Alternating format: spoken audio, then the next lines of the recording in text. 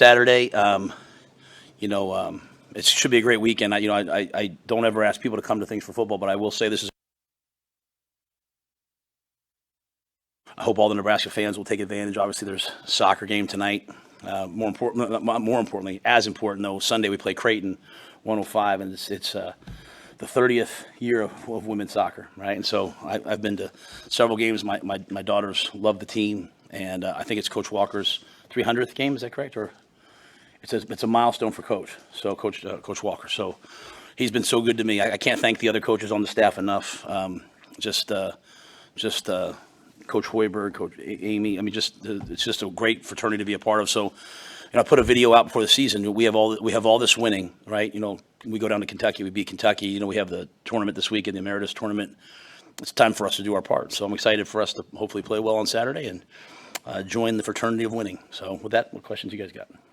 Any clarity on the kicker situation? I think we have a unique kind of a thing. I think like John would kick some, maybe a little further out. Tristan maybe would kick something closer. We kicked today, so that could still change. That's not one that I get. I mean, I get involved in everything. Obviously, I'm a control freak, but I do trust the coaches to make those types of decisions. And so Ed and Josh are charting everything. So I could see you seeing both of those guys kick, and I think you'll see John kick off. What's your expectation for the offense on Saturday? With Dylan making his first start, some new wide receivers, how do you want that side of the ball to operate? I just want them to play well. Yeah, I think sometimes some of you guys, and it's okay. I think sometimes our players don't believe what I say, but I want the tape to look the way it's supposed to look. I want to play hard, play physical. I want to have clean football. I want to protect the football. I want to be aggressive. I want to block their pressures. They're excellent defense, excellent pressure unit. Recognize their fronts. Dylan will have a challenge, and the other quarterbacks will have a challenge in recognizing their coverage structures. They'll check when we check.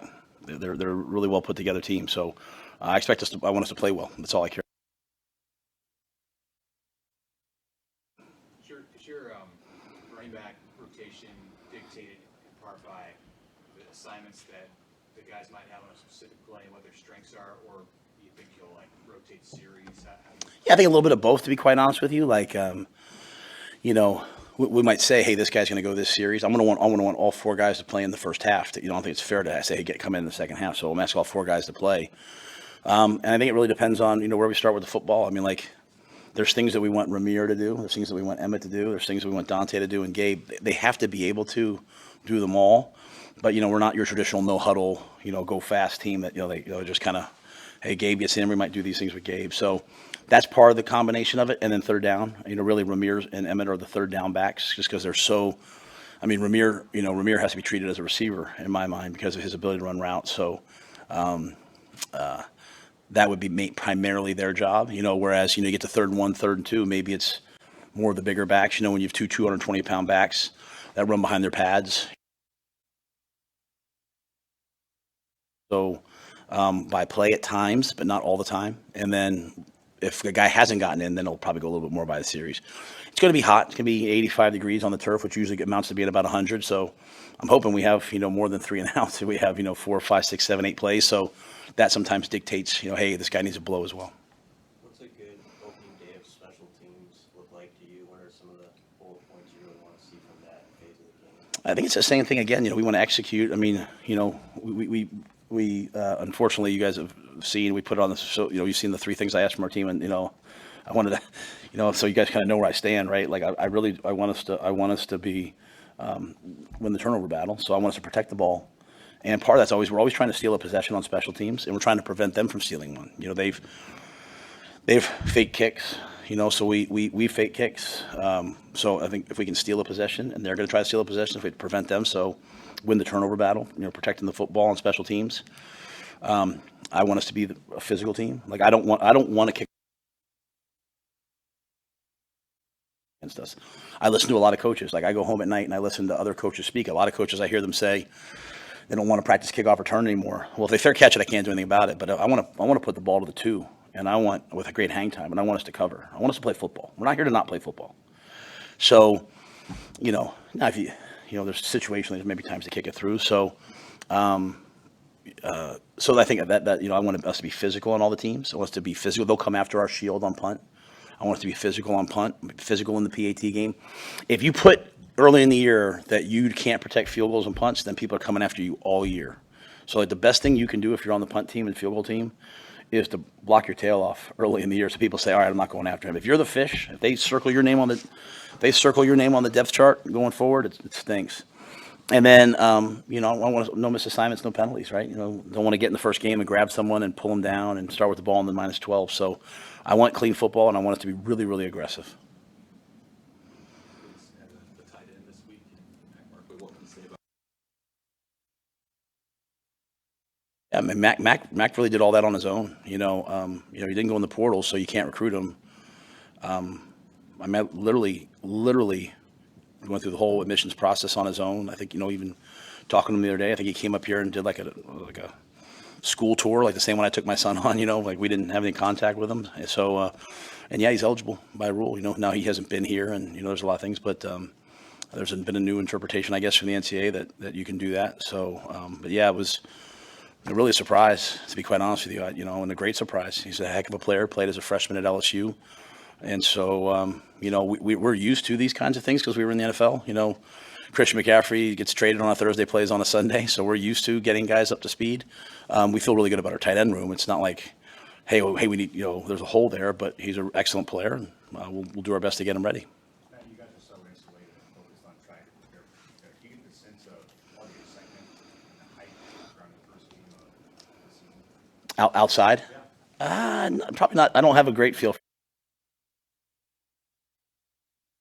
So I got out a little bit, which I don't do much. Tonight I have the players. We're having all the single digits over to our house for dinner tonight, and their significant others / parents.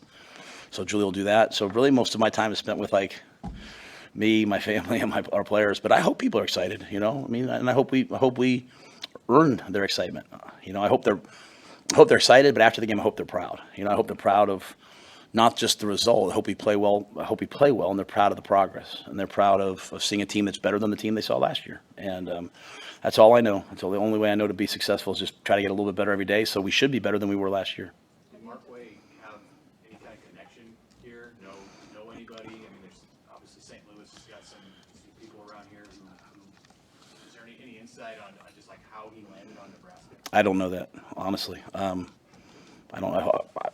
Maybe I'm arrogantly thinking because we're going to be a good team and we use tight ends, and I think a lot of recruits have been excited since Dylan signed and Danny signed. Like, hey, the quarterback room here is going to be really strong for a while. I think that was the class that, as I was coming in, right? So I had no recruiting involved. It wasn't like, hey, he went there, didn't like it. And we certainly didn't reach out to him. I mean, it was just a surprise. So, maybe he had a relationship with Keith.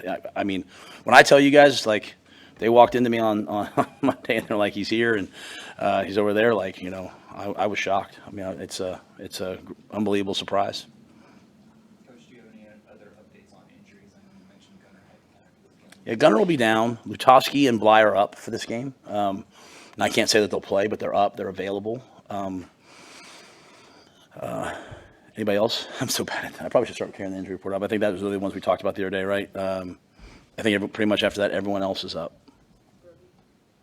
Brody's still injured. We're hoping, we're targeting Northern Iowa as a game. We kind of, I've told Brody that my vision for him is seeing him after all the adversity he's been through, seeing him play a snap against Northern Iowa. So, it's kind of funny. Kiera Mayo, who's my assistant, and Jared Washon, who's the football assistant, handles a lot of the stuff with the players. And then Dr. Elza, they all make me go in and work out in the morning with them.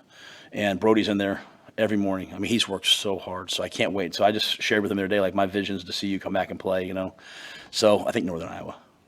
Even as long as you've been doing this, what are the feelings for you personally, like 24 hours before an opener every year? Honestly, a lot of nerves, right? A lot of nerves. I bear a tremendous responsibility to do my job well for the players. You get into game day and the decisions you make, even something as new as a 2-minute timeout, just making sure that I'm constantly in the moment and that I'm doing a good job for our players. So I get nervous. But I'm also really excited. I'm really excited for the guys. This is a good football team. Now, we have to make the step of playing like a good football team, but we are a good football team. And I really like this UTEP team. I really like Scotty Walden. I like what he's done. Like, I've watched everything. Like, I listened to him. My wife, I told you I went to dinner in the car on the way there. I'm listening to him. She's like, "Can you talk to me?" I'm like, "1 second, honey, I got to listen to this." And I like what he's doing. So I think this is a really good matchup for us and a really good game for us. But so I'm excited to see these guys play, and excited for to be back out there in front of the fans. You know, we get spoiled here, in that you have this amazing experience at the spring game, right? And then you have this amazing experience when we had the 1890 practice, we were playing in front of thousands of people. So you get a little spoiled, but there's nothing like game day here. And so, I mean, I haven't coached many places many games like this. So it's really exciting for me. What's your most memorable season opener as a player or coach? We beat Penn State. When I was I was probably 2.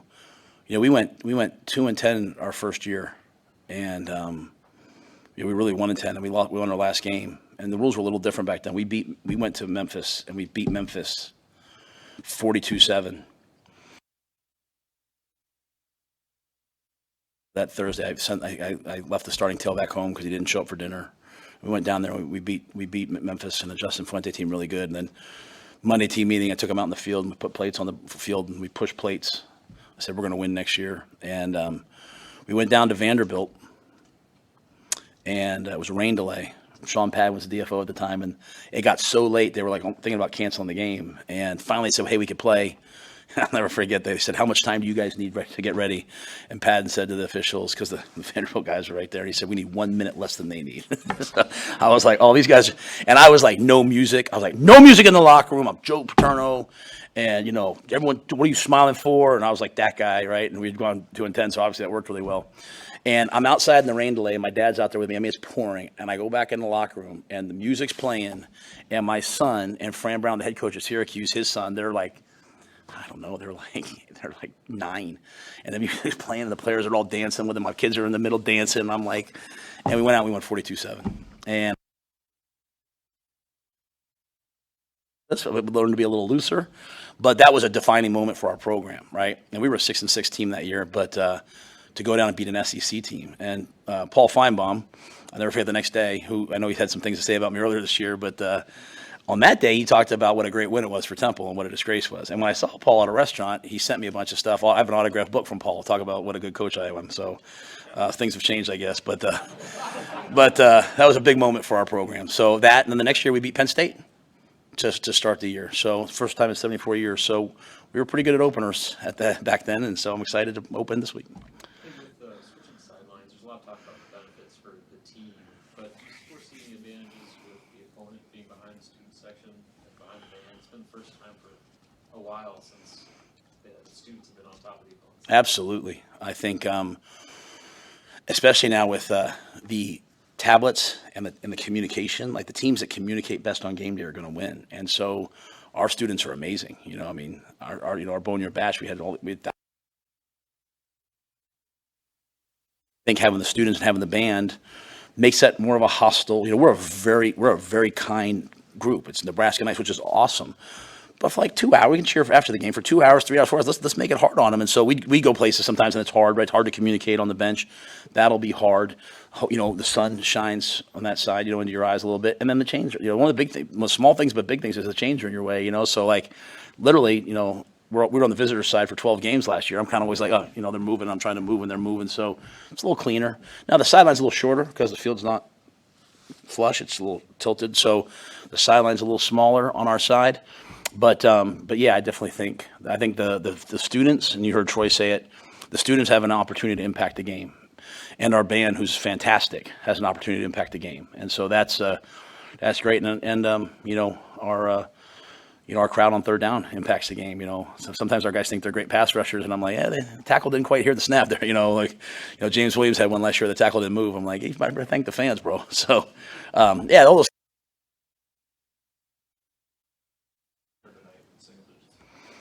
That's a great great question. You probably don't believe this, but I really don't get to it. Julie does it all. And she'll cater most of it, and she usually makes like one thing, because, she went to culinary school, so she'll make something. Now that she's opened up a business, I don't know if she will, but I think it's usually Jay's Smokehouse in Papillion.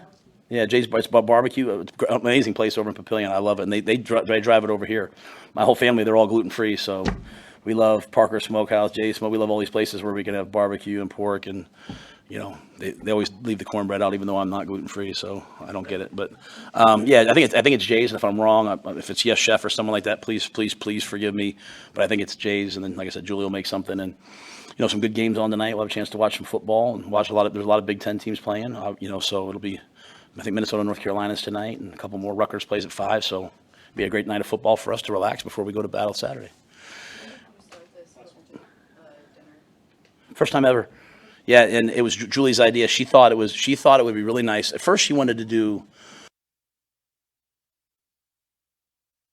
single-digit parents to celebrate them, but but a lot of our parents, like, I'm in Alabama, I'm in Florida, so then we just turned it into, because she does every Thursday night. We'll do a different position every Thursday night during the season. She has a different position over. So the single digits and the Unity Council are kind of like my position. So we're doing single digits tonight. And like I said, so I think some are bringing their parents. The parents are in town. Some are bringing their girlfriend. Some are probably coming solo. So, 6 to 8 at 8:01, get out the house. So, all right. Hey, thanks, guys. Thanks for everything preseason too.